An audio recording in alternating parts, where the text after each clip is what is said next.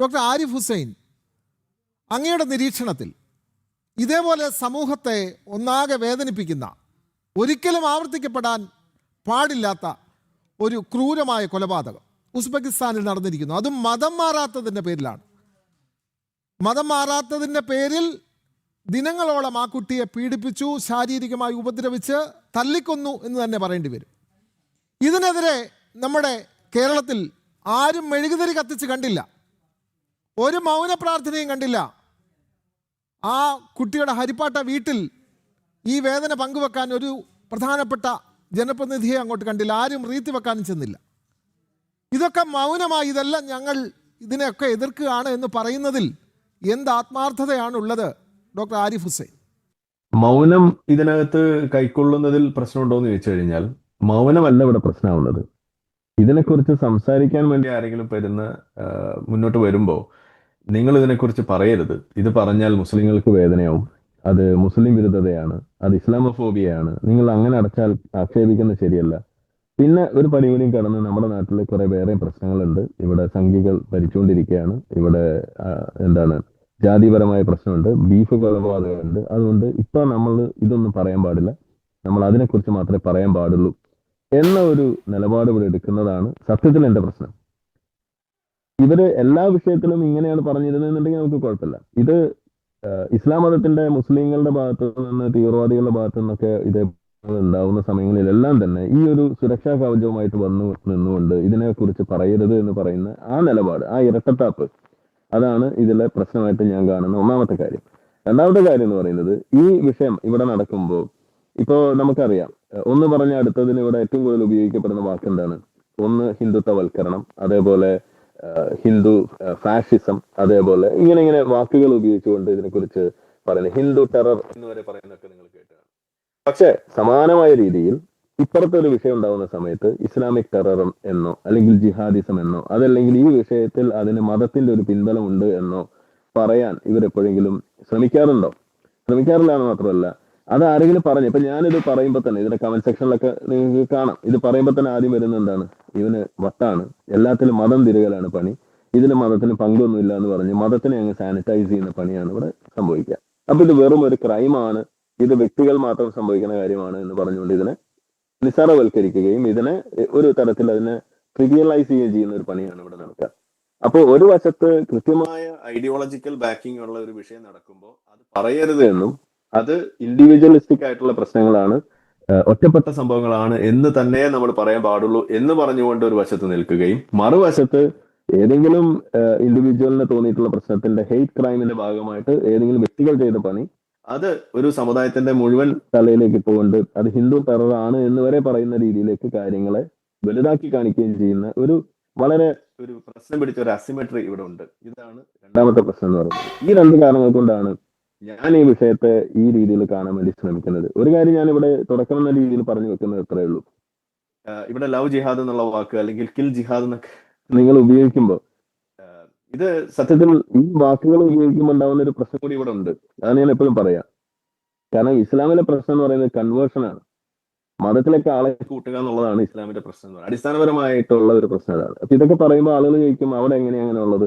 ബലാത്കാരം പാടില്ല എന്നല്ലേ മതത്തിൽ പറഞ്ഞിട്ടുള്ളത് എന്നൊക്കെ പറഞ്ഞിട്ട് ഇതിനെ വെളുപ്പിക്കുന്ന ആളുകൾ മുന്നോട്ട് വരും. അവരോടൊക്കെ നമ്മൾ പറയുന്ന കാര്യമാണ്, നിങ്ങൾ ഇസ്ലാമിനെ ക്രോണോളജിക്കൽ ഓർഡറിൽ പഠിക്കണം. ഇസ്ലാം അതിലെ നിയമങ്ങൾ ഇറക്കിയിരിക്കുന്നതിന് ഒരു കാലക്രമമുണ്ട്.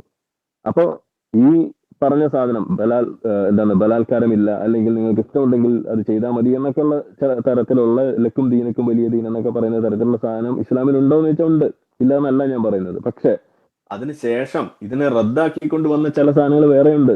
നസ്ക് ചെയ്യാന്ന് പറയും, അതായത് റദ്ദാക്കുക. എന്നിട്ട് അതിനു വേണ്ടി പകരം വെച്ചിട്ടുള്ള ചില സാധനങ്ങൾ, അതിലെന്താ പറയുന്നത്? അതിനകത്ത് പ്യുവർ റിലീജിയസ് ഡോമിനേഷൻ ആണ്. ആ റിലീജിയസ് ഡോമിനേഷനിൽ പറയുന്നത് എന്താണ്? മതം മാറണം. അവിടെ നിങ്ങൾക്ക് അവിശ്വാസിയായിട്ട് ഒരു ഇസ്ലാമിക ചുറ്റുപാടിൽ ജീവിക്കാനുള്ള അവകാശം ഉണ്ടോ എന്ന് ചോദിച്ചു കഴിഞ്ഞാൽ ഇല്ല എന്നുള്ളതാണ് ഇവിടെ പഠിപ്പിക്കുന്നത്. അപ്പൊ അതിന്റെ ഭാഗമായിക്കോട്ടെ പല കാര്യങ്ങളും ഇത് മനസ്സിലാക്കിയ ആളുകൾ അത് ചെയ്ത് വെക്കുന്നു. ഇതാണ് നമ്മൾ വശത്ത് കാണുന്നത്. ഇനി ഈ കൺവേർഷൻ ജിഹാദ് എന്ന് പറയുമ്പോൾ അതിന്റെ പ്രശ്നം എന്താ? ഇസ്ലാം കൃത്യമായിട്ട് പഠിപ്പിക്കുന്ന കാര്യമാണ്. അതായത് രണ്ടുപേര് പ്രണയത്തിലാവുന്ന സമയത്ത് നിങ്ങൾ അതിൽ കല്യാണത്തിലേക്ക് കടക്കണമെന്നുണ്ടെങ്കിൽ, അത് ആണിന് പെണ്ണായാലും പെണ്ണിന് ആണായാലും, അത് ചെയ്യണമെന്നുണ്ടെങ്കിൽ ആ വ്യക്തികൾ ഒരേ മതത്തിലായിരിക്കണം. എന്ന് വെച്ചാൽ അവർ മുസ്ലിം ആയിരിക്കണം.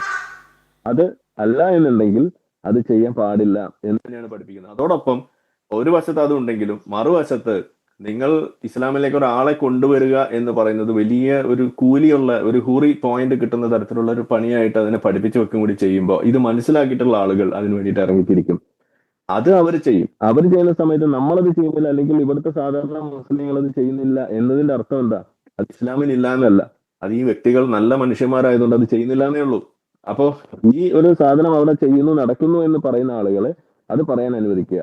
ഇതൊരു പ്രശ്നമാണ് എന്ന് ഉന്നയിക്കുന്നവരെ ആ പ്രശ്നമായിട്ട് കാണാൻ, അതിനെ അഡ്രസ് ചെയ്യാൻ അനുവദിക്കുക. ഇതാണ് നമ്മൾ പറയുന്നത്. ഇവിടെ അത് സമ്മതിക്കുന്നില്ല. അപ്പോൾ ഇനിയെങ്കിലും ഇവിടുത്തെ സാമൂഹിക രാഷ്ട്രീയ നേതൃത്വങ്ങൾ എന്ത് ചെയ്യണം? ഈ വിഷയങ്ങളെ ഒരു വിഷയമായിട്ട് അംഗീകരിക്കാൻ ആദ്യം പഠിക്കണം, പിന്നെയല്ലേ പരിഹരിക്കുന്നത്. എന്തുകൊണ്ട് ഇത് ആവർത്തിക്കുന്നു എന്നൊക്കെ ചോദിച്ചു കഴിഞ്ഞാൽ ആദ്യത്തെ കാരണം ഈ ഒരു പ്രശ്നം, അതൊരു പ്രശ്നം ഉണ്ട് എന്ന് നമുക്ക് സമ്മതിക്കാൻ ഇതുവരെ സാധിച്ചിട്ടില്ല. ഇതിന്റെ പിന്നിൽ പ്രവർത്തിക്കുന്ന വിഷയം എന്ത്, അതിന്റെ മോട്ടിവേഷൻ എന്ത് എന്നുള്ളത് സമ്മതിച്ചുകൊണ്ട് അതിന് വേണ്ട പരിഹാരത്തിന് മുന്നോട്ട് വരാനും നമുക്ക് സാധിച്ചിട്ടില്ല. അത് ആദ്യം സമ്മതിക്കുന്നിടത്ത് മാത്രമേ ഇതിന്റെ പരിഹാരത്തിലേക്ക്, ഇത് ആവർത്തിക്കാതിരിക്കുന്നതിലേക്കൊക്കെ നമുക്ക് കടക്കാൻ കഴിയുള്ളൂ. യെസ്, ശ്രീ ഹാഷിം അരിയിൽ, ഇവിടെ അഡ്വക്കേറ്റ് അനിൽ വിളയിൽ ചോദിച്ച കുറേ ചോദ്യങ്ങൾക്ക് അങ്ങ് ഉത്തരം പറയേണ്ടതുണ്ട്. കാരണം ലവ് ജിഹാദ് എന്ന് പറയുന്ന ഒരു സംവിധാനം അത് നിലവിലുണ്ട് എന്ന് ഇനിയെങ്കിലും ഒന്ന് സമ്മതിച്ചുകൂടെ? അദ്ദേഹം പറഞ്ഞ അഡ്വക്കേറ്റ് അനിൽ വിളയിൽ പറഞ്ഞാൽ തീരാത്ത അത്ര അധികം പേരുകൾ നമ്മൾ കേട്ടതാണ്. അദ്ദേഹം ഈ ചർച്ചയുടെ സമയക്കുറവ് കൊണ്ടാണെന്ന് തോന്നുന്നു വളരെ കുറച്ച് പേരുകൾ, ഞാനതിൽ കുറച്ചൊക്കെ എഴുതി വെച്ചു, എങ്കിലും 10-12 പേരുകൾ അദ്ദേഹം പറഞ്ഞു. ഇനിയും പേരുകളുണ്ടെന്നാണ് പറഞ്ഞത്. ഇതുണ്ട്. ഈ ലവ് ജിഹാദ് എന്ന് പറയുന്ന ഈ ഒരു സംവിധാനത്തിൽ കുറേ അധികം പെൺകുട്ടികൾ ഇത്തരത്തിൽ പീഡിപ്പിക്കപ്പെട്ടിട്ടുണ്ട്. അവർ ഇപ്പോൾ ഏറ്റവും അവസാനം ഉണ്ടായി മരണമടക്കം ആ പട്ടികയിലേക്ക് ചേർത്ത് വെക്കേണ്ടതാണ്. അപ്പോൾ ഈ നടക്കുന്നത് അതുകൂടി തെറ്റാണ്. ലവ് ജിഹാദ് എന്ന് പറയുന്ന തെറ്റാണ്, അത് നിലനിൽക്കുന്നുണ്ട്, അത് പാടില്ല എന്ന് പറയാനുള്ള ആർജവം വേണ്ടേ? അതുമാത്രമല്ല, ഭാരതത്തിലെ വിവിധ സംസ്ഥാനങ്ങളിൽ നിർബന്ധിത മതപരിവർത്തനം തടഞ്ഞുകൊണ്ടുള്ള നിയമമുണ്ട്. കേരളത്തിലടക്കം അത് നടപ്പിലാക്കാൻ നാഷണൽ ലീഗിനെ പോലുള്ള പാർട്ടികൾ മുന്നോട്ട് വരണം. അതിൽ പ്രധാനമായും അങ്ങേപ്പോലുള്ള ആളുകൾ, ഹാഷിം അരിയിലിനെ പോലുള്ള ആളുകൾ വരുമെങ്കിൽ ജനൻ ടി വി ആ വാർത്ത നന്നായി കൊടുക്കാനും അങ്ങയുടെ നേതൃത്വത്തിൽ തന്നെ ഒരു ക്യാമ്പയിൻ നടത്താനും ഞങ്ങൾ തയ്യാറാണ്. ശ്രീ ഹാഷിം അരിയിൽ, ഈ വിഷയത്തെ 2010 ജന്മഭൂമി പത്രത്തിൽ ഇന്ന് ഞാൻ ഇതിന് ഈ ഒരു മൂഡിലേക്ക് പോകാത്തതുകൊണ്ടാണ്. ജന്മഭൂമി പത്രത്തിന്റെ ജനറൽ 4-ാം പേജാണെന്ന് എന്റെ ഓർമ്മ. അതിന്റെ ഒരു ഹാഫ് പേജ് ഈ വിഷയത്തെ കുറിച്ച് എതിർത്തുകൊണ്ട് വിനീതനായ ഞാൻ ഉൾപ്പെടെയുള്ളവർ നടത്തിയ ഒരു പത്രസമ്മേളനത്തിന്റെ കുറിപ്പ് എൻ്റെ അടുത്ത് ഇപ്പോഴും സൂക്ഷിച്ചിരിപ്പുണ്ട്. 2010 2010 തുടക്കത്തിൽ ജനുവരിയിലോ ഫെബ്രുവരിയിലാണ് എനിക്ക് ഓർമ്മ വരുന്നത്. കണ്ണൂരിൽ ഒരു പ്രസ് ക്ലബിൽ വെച്ച് ഈ വിഷയത്തെക്കുറിച്ച് പരാമർശിച്ചുകൊണ്ട് ഒരു പത്രസമ്മേളനം നടത്തിയിരുന്നു. ജന്മഭൂമി പത്രത്തിലാണ് ഞാൻ ഈ പറയുന്നത്. 1/2 പേജോളം വരുന്ന വാർത്തയാക്കി അത് പത്രത്തിൽ വന്നിട്ടുണ്ട്. അത് ഞാൻ നിങ്ങൾക്ക് അയച്ചു തരാം, അല്ലെങ്കിൽ അടുത്ത ഇതേ വിഷയം എപ്പോഴെങ്കിലും ചർച്ചയ്ക്ക് വരുമ്പോൾ ഞാനത് എടുത്തു തരാം. എന്റെ ഫയലിൽ സൂക്ഷിച്ചിരിപ്പുണ്ട്. മറ്റൊന്ന്, ഇസ്ലാമിനെ സംബന്ധിച്ചിടത്തോളം ലവ് ജിഹാദി എന്ന ഒരു പദ്ധതി അനുവദനീയമല്ല. ആരെന്ത് പറഞ്ഞാലും ഏത് പണ്ഡിതനും പറഞ്ഞാലും അങ്ങനെ ഒരു സംവിധാനം ഇസ്ലാമിലില്ല. ഇവിടെ പ്രിയപ്പെട്ട അനിൽ വിളയിൽ സാറ് നേരത്തെ പറഞ്ഞു, വിശുദ്ധ ഖുർആനിലെ 2-ാം അധ്യായത്തിൽ പറയുന്ന, ഞാനിപ്പോ ഖുർആൻ എടുത്ത് കയ്യിൽ വെച്ചത് അതുകൊണ്ടാണ്, ഞാനത് നോക്കുക. ഞാൻ അതിൽ പറയുന്ന വാക്കെന്താ? വലാ തൻകിഹുൽ മുശ്രിക്കാത്തി ഹത്താ യൂമിന്ന വല അമത്തും മൂമിനത്തും ഖൈറും മിൻ മുശ്രിക്ക വലൗ അഅജബതുക്കും വലാ തുൻകിഹുൽ മുശ്രിക്കീന ഹത്താ യൂമിനു വല അബ്ദു മൂമിനുൻ ഖൈറും മിൻ മുശ്രിക്കിൻ വലൗ അഅജബതുക്കും ഉലൈക യദ്ഊന ഇലന്നാർ വല്ലാഹു യദൂ ഇലൽ ജന്ന വൽ മഗ്ഫിറ. ഇത് ഈ അറബി വാക്യത്തിന്റെ അർത്ഥം ആരിഫ് ഹുസൈന് അപ്പുറമുണ്ട്. അദ്ദേഹം ഒരു യാഥാസ്ഥിക മതവിദ്യാഭ്യാസത്തിൽ ഒരുപാട് സംവിധാനത്തിൽ പഠിച്ച ഒരാൾ എന്ന നിലക്ക് തന്നെയാണ് അദ്ദേഹത്തിന് ആ ഭാഷയിൽ എന്തെങ്കിലും ഞാൻ പറയുന്നതിൽ തെറ്റുണ്ടെങ്കിൽ അദ്ദേഹം അത് തിരുത്തുമെന്ന് ഞാൻ വിശ്വസിക്കുന്നു. അതിൽ പറയുന്നുണ്ട്, അവരാ തൻകിഹുൽ മുശ്രിക്കാത്തി, നിങ്ങൾ ബഹുദൈവ വിശ്വാസികളായ സ്ത്രീകളെ വിവാഹം ചെയ്യരുത്. നിങ്ങൾ ബഹുദൈവ വിശ്വാസികളായ സ്ത്രീകളെ വിവാഹം ചെയ്യരുത് എന്നാണ് പറയുന്നത്. ഹത്തായൂമിന്ന, അവർ വിശ്വസിക്കുന്നത് വരെ. നിങ്ങൾ അവരെ വിശ്വസിപ്പിച്ചിട്ട് നിങ്ങൾ വിവാഹം ചെയ്യണമെന്നല്ല പറഞ്ഞത്. നിങ്ങൾ അതങ്ങനെ തന്നെയാണ്. അത് വിശ്വാസമാക്കണമെന്നാണ് പറഞ്ഞിരിക്കുന്നത്. എങ്ങനെ?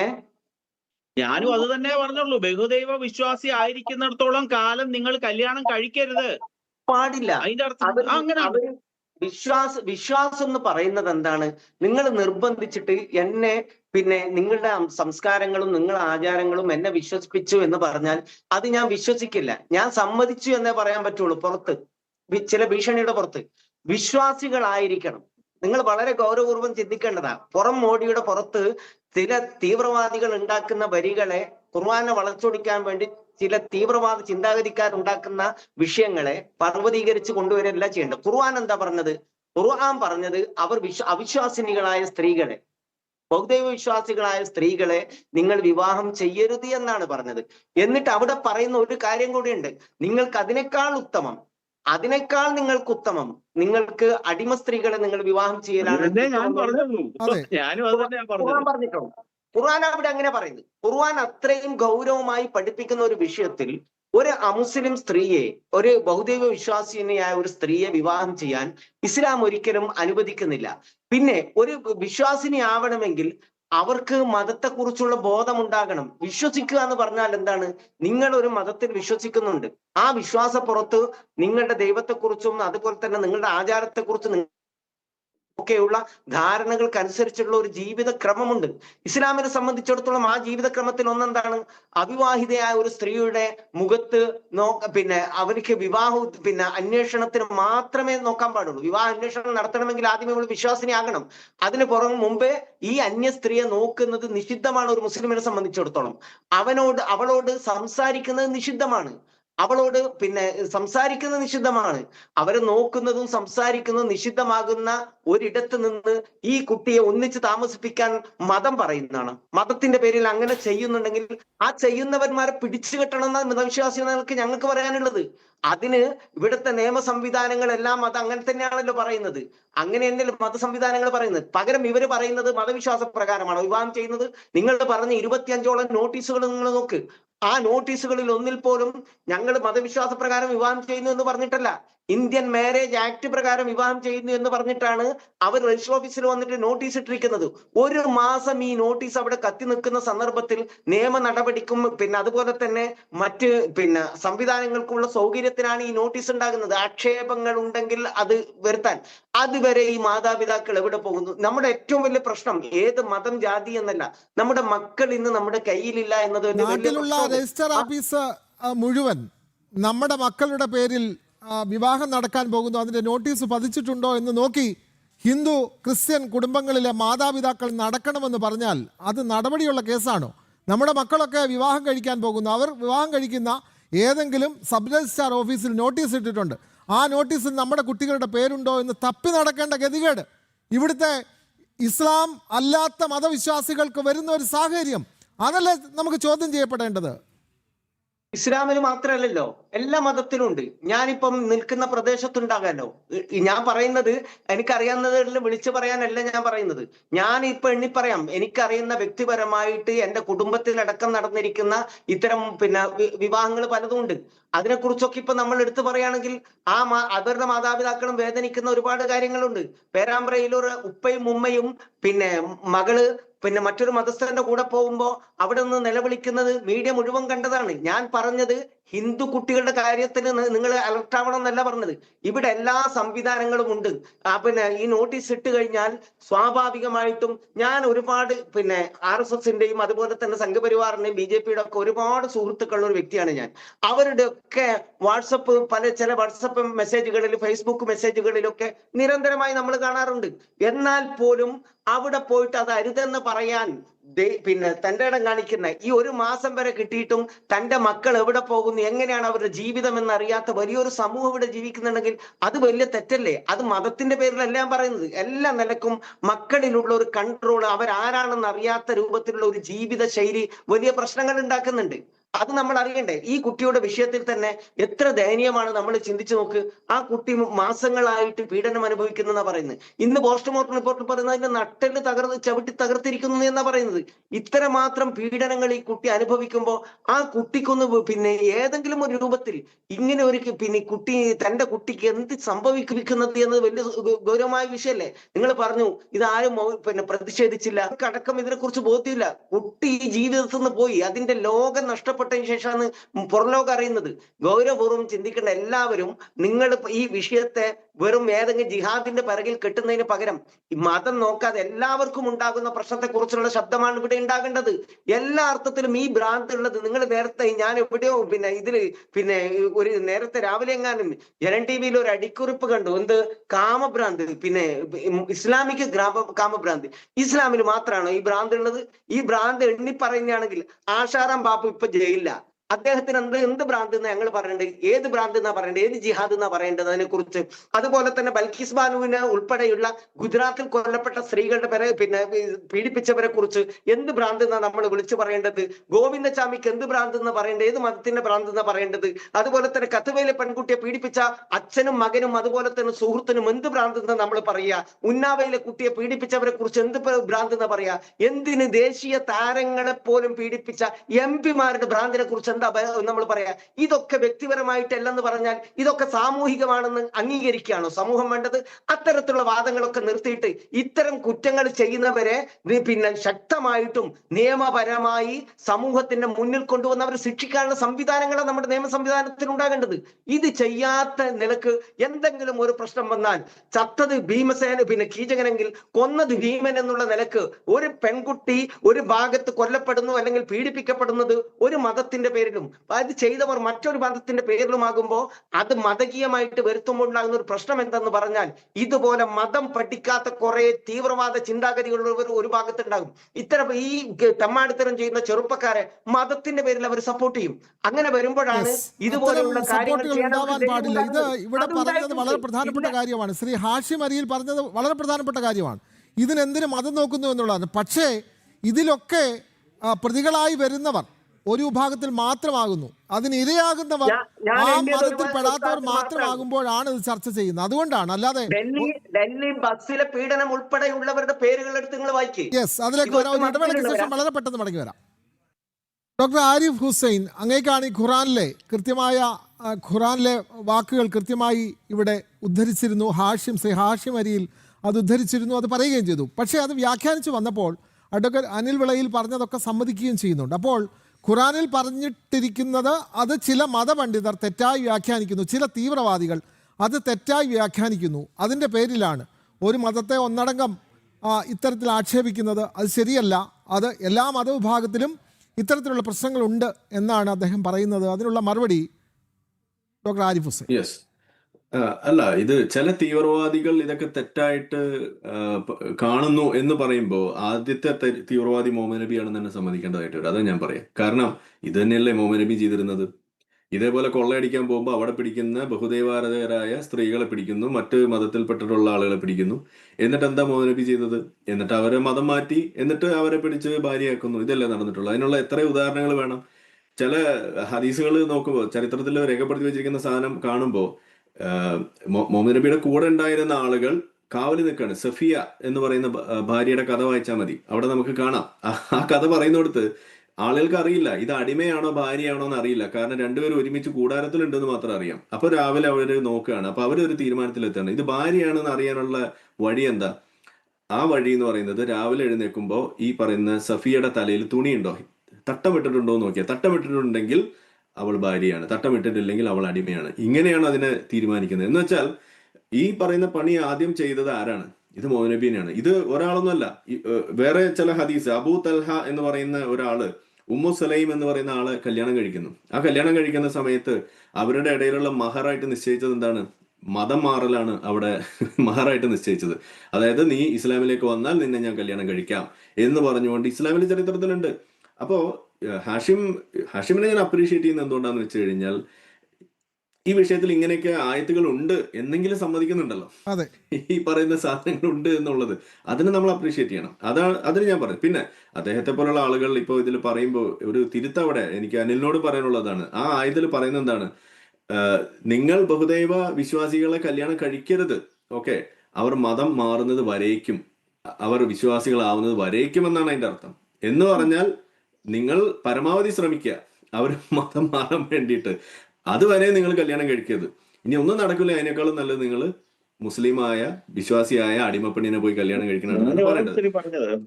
അതെ, അതാണ് പറയേണ്ടത്. അപ്പോ അല്ലാതെ ഈ ബഹുദൈവ വിശ്വാസിയെ കല്യാണം കഴിക്കുന്നതിനേക്കാൾ നല്ലത് മറ്റേത് എന്ന് പറയുന്നത് വരുമ്പോ ഈ പറയുന്ന ന്യൂആൻസ് അവിടെ മിസ്സാവുകയാണ്. അതുകൊണ്ടാണ് ഹാഷിം അവിടെ കയറി ഗോൾ അടിച്ചത്.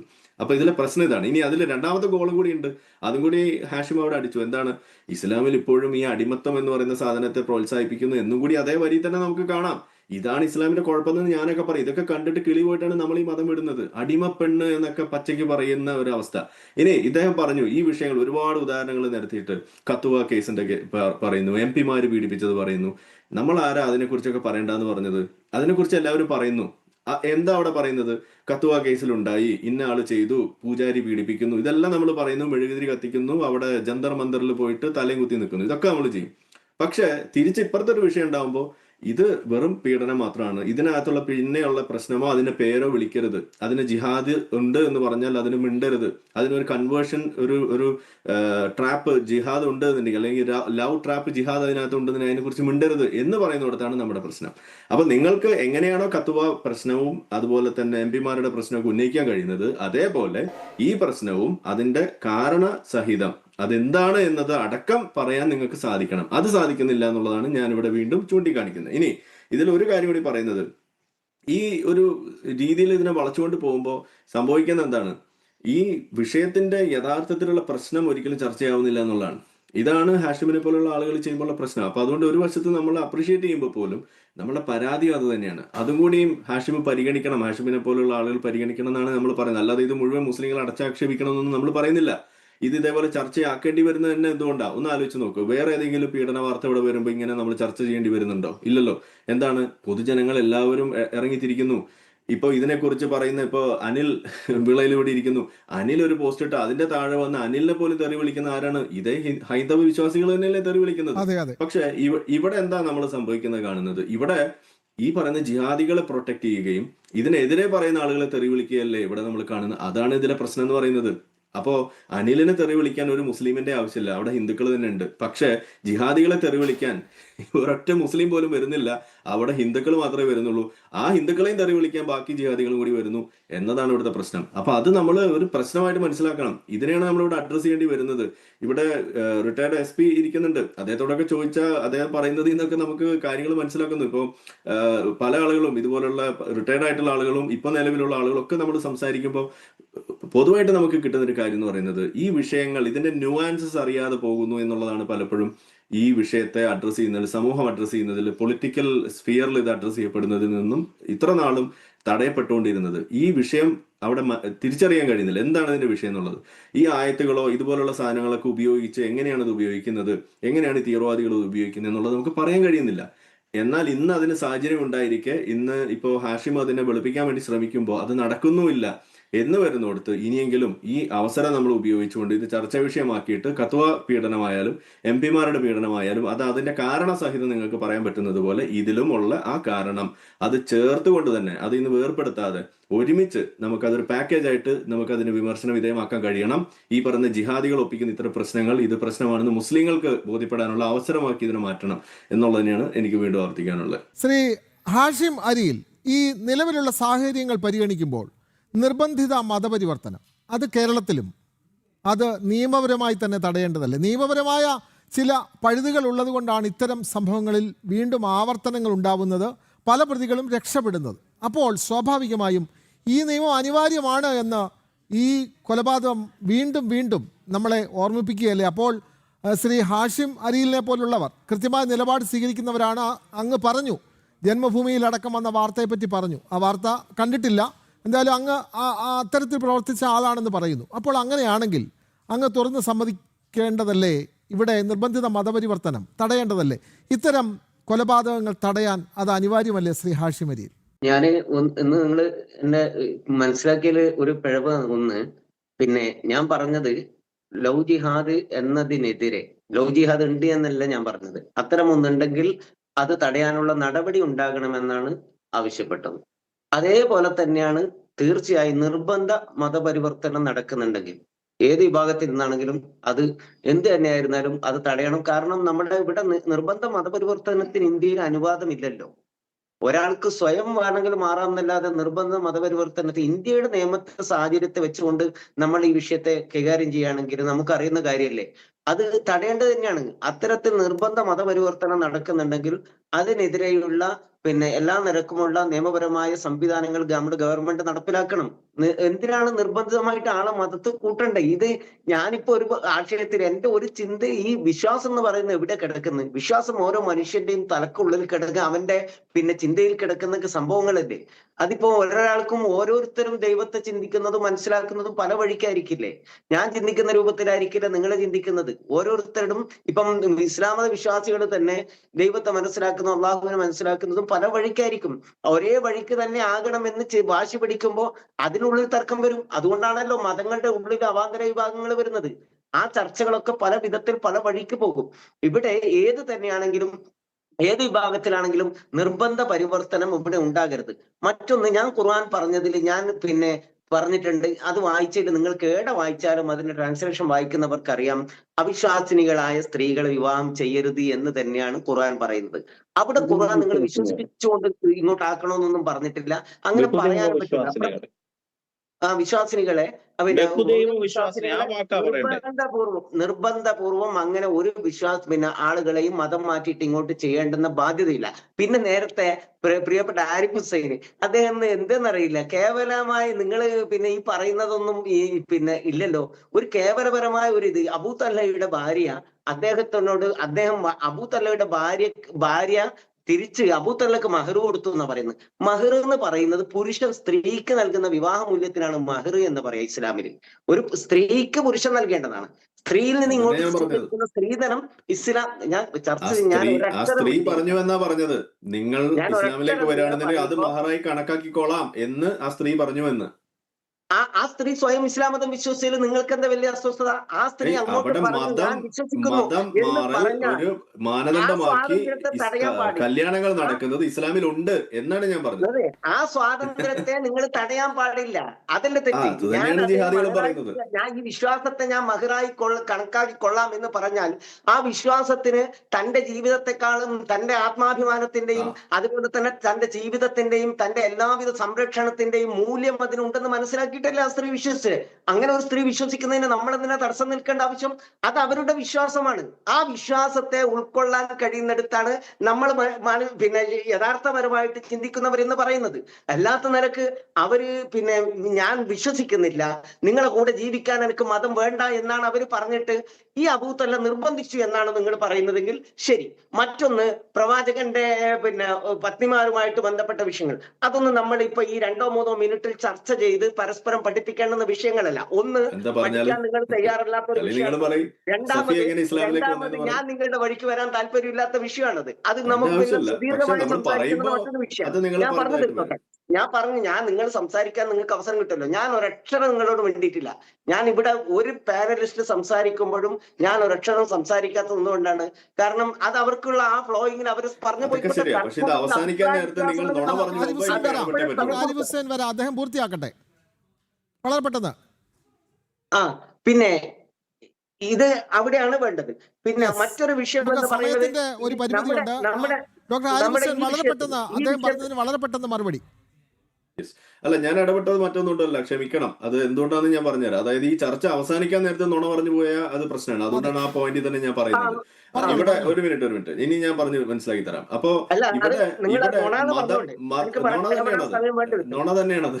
അതായത് മതം മാറുക എന്ന് പറയുന്നത് കല്യാണത്തിൽ ഒരു മാനദണ്ഡമാക്കുന്നത് ശരിയാണോ? ഇതൊക്കെ അവിടെ ഒരു വിഷയമാണോ എന്ന് അങ്ങനെ ചോദിക്കുന്ന ഈ ഹാഷിമിനോട് ഞാൻ ചോദിക്കുന്നത്, ഇസ്ലാം തന്നെയല്ലേ ഈ പറയുന്ന മതം മാറലും ഈ മതവും ഈ വിവാഹത്തിൽ മാനദണ്ഡമാക്കി വെച്ചിരിക്കുന്നത്? നിങ്ങൾ പറയുന്നു ഇതൊക്കെ മാനവികമാണ്. ഞാനൊരു കാര്യം പറയാണ്, ഇവിടെയുള്ള എല്ലാ മുസ്ലിങ്ങളും ഹാഷിമിനെ പോലെയാണ് സംസാരിക്കുന്നത്, ചിന്തിക്കണമെന്നുണ്ടെങ്കിൽ എത്ര മനോഹരമായ ലോകമാകുമായിരുന്നു ഞാൻ ആലോചിക്കുന്നത്. ഇവിടെ പറഞ്ഞല്ലോ അവാന്തര വിഭാഗങ്ങൾ ഉണ്ടാവുന്നു. അവാന്തര വിഭാഗങ്ങൾ ഉണ്ടെന്ന് മാത്രമല്ല, അതിലൊരു വിഭാഗം മാത്രമാണ് സ്വർഗത്തിൽ പോകുള്ളൂ പറയും. ആ സ്വർഗത്തിൽ പോകുന്ന വിഭാഗം ഏതാണെന്ന് അറിയാതെ പരസ്പരം കലഹിച്ചിട്ട് ഇന്ന് വെള്ളിയാഴ്ച അവിടെ സുന്നി പള്ളിയിൽ ഷിയ വന്ന് പൊട്ടിയിട്ടുണ്ടാവും, ഷിയ പള്ളിയിൽ സുന്നി വന്ന് ഈ അവാന്തര വിഭാഗങ്ങൾ തമ്മിൽ നടക്കുന്ന പ്രശ്നം അതൊന്നും ഹാഷിമിന് അറിയില്ലേ? അപ്പൊ നിങ്ങൾ ഈ സ്വാതന്ത്ര്യം ഉണ്ടെന്നൊക്കെ പറയും. ഒറ്റ മിനിറ്റ് ഒറ്റ കാര്യം കൂടി പറയണം. അപ്പൊ ഇവിടെ ഈ പറയുന്ന സ്വാതന്ത്ര്യം എന്നൊക്കെ പറയുന്ന സാധനം അത് ഇസ്ലാം മുന്നോട്ട് വെക്കുന്നില്ല. അത് ഹാഷിം മുന്നോട്ട് വെക്കുന്ന ഹാഷിമിന്റെ ഉള്ളിലുള്ള ഇസ്ലാമാണ്. നിങ്ങൾ ഈ പറയുന്ന അവകാശം എന്ന് പറയുന്നത് സ്ത്രീക്കില്ല. അതെങ്കിലും നിങ്ങൾ മനസ്സിലാക്കൂ. മുസ്ലിമിന് ഈ പറയുന്ന ബഹുദൈവ വിശ്വാസിയെ കല്യാണം കഴിക്കാം. ഒരു മുസ്ലിമായ സ്ത്രീക്ക് ഒരു അമുസ്ലിമായ പുരുഷനെ കല്യാണം കഴിക്കാനുള്ള അവകാശമില്ല എന്റെ പൊന്നു ഹാഷിമെ. അതാണ് ഇതിന്റെ പ്രശ്നം. നമുക്ക് ചർച്ച പൂർത്തിയായിട്ട് ഈ പ്രശ്നം ഇനിയും സാവര്യമാർ കേരളത്തിൽ ഉണ്ടാകാൻ പാടില്ല. ഇതേപോലെ ഒരു പെൺകുട്ടിയും ഇനിയും കൊല്ലപ്പെടാൻ പാടില്ല. നമ്മളെ വീഡിയോ കണ്ടുകൊണ്ടിരിക്കുന്ന ആളുകൾ ചാനൽ സബ്സ്ക്രൈബ് ചെയ്തിട്ടില്ല എന്നുണ്ടെങ്കിൽ അത് ചെയ്ത് നമ്മളെ സപ്പോർട്ട് ചെയ്യുക. മറ്റു രീതിയിൽ സപ്പോർട്ട് ചെയ്യാൻ ആഗ്രഹിക്കുന്ന ആളുകൾക്ക് അതിൻ്റെ ഡീറ്റെയിൽസ് ഡിസ്ക്രിപ്ഷനിലുണ്ട്. നിങ്ങളുടെ ഓരോ ലൈക്കും ഷെയറും അതുപോലെ കമൻ്റ് ഇടുന്നതും ഇതിൽ ഈ വീഡിയോ അതിൻ്റെ താഴെ വരുന്ന കമൻറ്റുകൾക്ക് നിങ്ങൾ പ്രതികരിക്കുന്നതെല്ലാം തന്നെ വീഡിയോയുടെ റീച്ച് കൂടുന്നതിന് വലിയ തോതിൽ ഉപകാരപ്പെടുന്ന സംഗതിയാണ്. അപ്പോൾ അതുകൊണ്ട് അതിൽ നിങ്ങൾ ഏർപ്പെടണം എന്നും കൂടി ഞാൻ അഭ്യർത്ഥിക്കുകയാണ്. മറ്റുള്ള രീതിയിലുള്ള സപ്പോർട്ട് തുടർന്നും നിങ്ങളുടെ ഭാഗത്തുനിന്നുണ്ടാവും എന്ന് പ്രതീക്ഷിക്കുന്നു.